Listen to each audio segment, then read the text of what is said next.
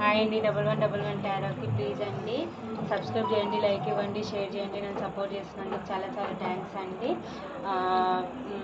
Please అండి ఒక like ఇవ్వండి. మీ ఎనర్జీస్ నాకు కనెక్ట్ అయ్యి రీడింగ్ కరెక్ట్గా వస్తుంది.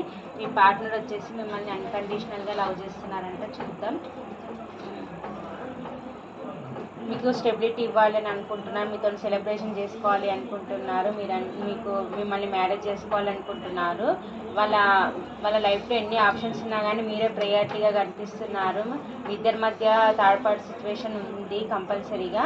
వాళ్ళని రిమూవ్ చేసైనా సరే మిమ్మల్ని మీ దగ్గరికి రావాలి అని అనుకుంటున్నారు. మిమ్మల్ని 9 ఆఫ్ పెంటికల్ లా చూస్తున్నారు, మిమ్మల్ని ఒక రాణిలా చూస్తున్నారు.